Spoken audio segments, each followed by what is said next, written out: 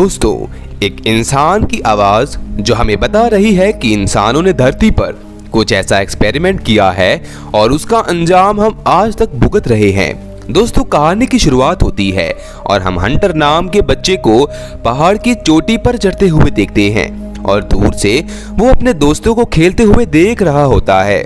ये सब देखकर उसका भी मन करने लगता है कि वो भी अपने दोस्तों के पास जाकर खेले। इसी बीच दोस्तों, उसके पीछे बहुत खतरनाक चीज पड़ जाती है जो उसको बहुत दूर तक भगाने के बाद भी नहीं छोड़ती। फिर जैसे तैसे करके हंटर अपनी जान बचाता है और दोस्तों, ये बात जब उसके डैड को पता चलती है तो वो उसको बहुत सुनाते हैं, क्योंकि जिस जगह पर हंटर गया होता है वो बहुत खतरनाक जगह होती है। उस जगह पर दोस्तों कुछ ऐसे क्रिएचर्स रहते हैं जो बड़ी बड़ी मिसाइल और गोलियों से भी नहीं मरते।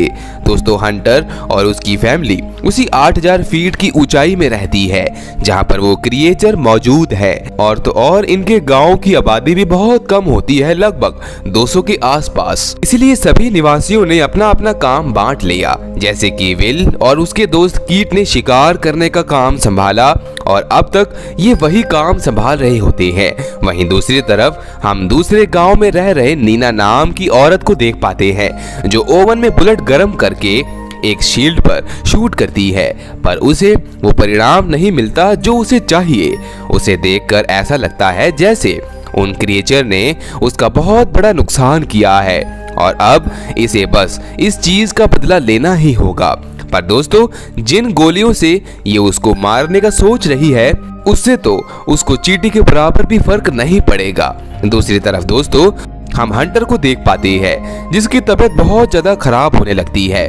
विल जल्दी से उसको दवाइयां देने लगता है, पर तभी उसे पता चलता है कि उसके पास बस एक ही ऑक्सीजन मास्क बचा है और बाकी के ऑक्सीजन मास्क लेने उसे नीचे जाना ही होगा। दोस्तों, अगर टाइम से उसको ऑक्सीजन मास्क ना दिया गया तो हंटर की सांस ना लेने की वजह से मृत्यु भी हो सकती है।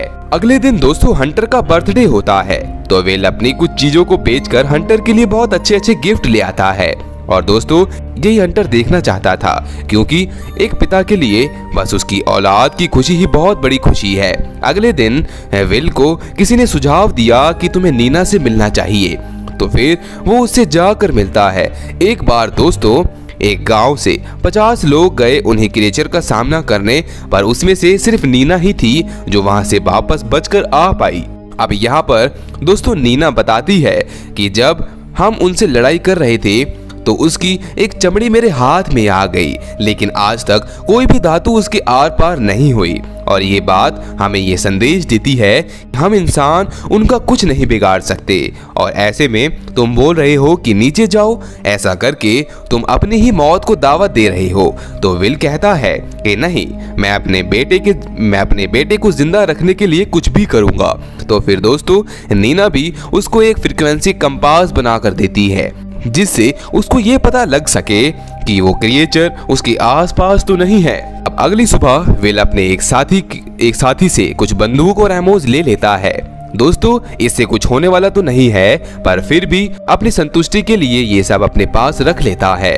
अब दोस्तों, यहाँ पर जब कीट को पता चलता है कि वो अकेला जा रहा है तो वो भी उसके साथ जाने लगता है और तो और इनके साथ नीना भी जाती है। अब दोस्तों, सबसे बड़ा सवाल तो यही होता है कि इनमें से वापस कौन कौन आएगा। खैर, ये सब तो वक्त ही बताएगा। दोस्तों, जैसे जैसे ये तीनों अपने कदम आगे बढ़ा रहे होते हैं, इनका खतरा और भी आगे बढ़ता जा रहा होता है। अब तो कैंपस भी इनको इशारा देने लगता है कि क्रिएचर इनके आसपास ही है। तभी इनको दूर एक केबल कार नजर आती है जिसको ऑन करने विल चला जाता है, लेकिन तभी नीना को एहसास होने लगता है कि वो आ रहा है। नीना कीट को बोल देती है कि अब हमें तैयार रहना चाहिए। तभी वो क्रिएचर जंगल से बाहर आ जाता है और कीट की ओर आने लगता है। कीट तो लगातार उस पर हमला करती रहती है, पर इसका कोई असर नहीं होता। वही दूसरी तरफ वो दोनों भी केबल कार से दूसरी तरफ जाने लगते हैं, पर तभी वो क्रिएचर उसकी वायर को ही तोड़ देता है, जिससे कीट और विल दोनों के दोनों नीचे आकर गिरते हैं। वो क्रिएचर भी अब इनके पीछे पड़ जाते हैं। ये तीनों भी अपनी जान पर दांव देकर भागने लगते हैं, पर दोस्तों सामने वही लाइन आ जाती है जिसे वो क्रिएचर पार नहीं कर सकते, और फिर वो तीनों भी वहां आके चैन की सांस लेते हैं। अब रात होते ही ये तीनों रूम में बैठकर बस यही सोचने लगते हैं कि वो क्रिएचर इंसानों को ही क्यों मार रहे हैं। तो कीट कहती है कि इंसान कार्बन डाइऑक्साइड छोड़ते हैं इसलिए। तो विल कहता है कि वो तो घोड़े भी छोड़ते हैं, उनको क्यों नहीं मार रहे। विल को लगता है कि शायद इनके अंदर किसी ने इंसानों की प्लांटिंग तो नहीं की। इसी तरह से ये रात गुजारते हैं और सुबह होते ही कैल्वे माइन के जगह पर पहुंच जाते हैं। फिर जब ये उसके अंदर जाते हैं तो उसके अंदर बहुत खतरनाक अंधेरा होता है। उसको बहुत डर लगने लगता है। फिर ये सब इसकी और भी गहराइयों में जाने का फैसला करते हैं। अब जब ये आराम आराम से जा रहे होते हैं तो तभी नीना को सामने क्रिएचर नजर आ जाता है। ये तो अपनी जान बचाने के लिए बहुत आगे तक भागते हैं, पर वो इनका पीछा करते करते आ जाता है। अब वो इनके आसपास ही होता है, पर इनको कुछ कहता नहीं है क्योंकि इन्होंने अपनी सांसें रोक रखी होती है। कीट यहाँ पर अपनी सांसों को नहीं रोक पाती, इसलिए वो क्रिएचर उसको पकड़ लेता है और फिर वहीं पर उसकी मृत्यु हो जाती है। विल और नीना भी ऊपर आ जाते हैं और नीना तो यहाँ पर बहुत रोती है क्योंकि इन्होंने अपने एक साथी कीट को खो दिया। अब ये गांव वालों को क्या जवाब देंगे। अब दोस्तों विल की अच्छी किस्मत होने के कारण उनको यहाँ पर एक कार मिल जाती है, जिससे ये जल्दी हॉस्पिटल तक पहुंच जाते हैं। ये वहां पर देख पाते हैं कि हॉस्पिटल में भी सब कुछ तहस नहस हो चुका होता है, पर अच्छी किस्मत होने के कारण इनको वो ऑक्सीजन मास्क मिल जाता है, जिसे लेकर विल अकेला कार में अपने बेटे के पास जाने लगता है। पर तभी रास्ते में उसका एक्सीडेंट हो जाता है, जिससे अब आगे का सफर उसको पैदल ही तय करना होगा। दोस्तों कुछ समय तक तो वो क्रिएचर नहीं आते, पर बाद में क्रिएचर विल को चारों ओर से घेर लेते हैं। तभी अचानक दोस्तों उस क्रिएचर पर कोई फायर करता है, जिससे उसके टुकड़े टुकड़े हो जाते हैं। अब ये फायर और किसी ने नहीं बल्कि नीना ने किया होता है। दोस्तों नीना ने एक ऐसी चीज का आविष्कार किया होता है जिससे अब इस दुनिया में एक भी क्रिएचर नहीं रहेगा।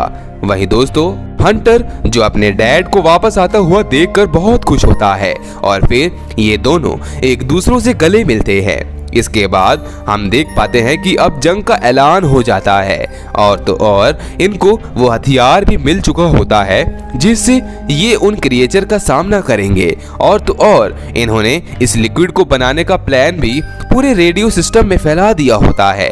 सभी ये हथियार बनाकर उसको मारने लगे। इसका मतलब दोस्तों अब दुनिया फिर से पहले जैसी हो जाएगी। ये नीना की वजह से हुआ, अगर वो मेहनत करना छोड़ देती तो ऐसा हथियार ना बना पाती। तो इसी के साथ दोस्तों हमारी आज की कहानी का यही अंत हो जाता है। ऐसी और भी सर्वाइवल मूवीज देखने के लिए आप मेरे चैनल हॉलीवुड एक्सप्लेनर प्रेस को सब्सक्राइब कर लीजिए। इस मूवी में सिर्फ इतना ही। मिलते हैं नेक्स्ट वीडियो में। उम्मीद करता हूँ कि आपको ये वीडियो पसंद आई होगी।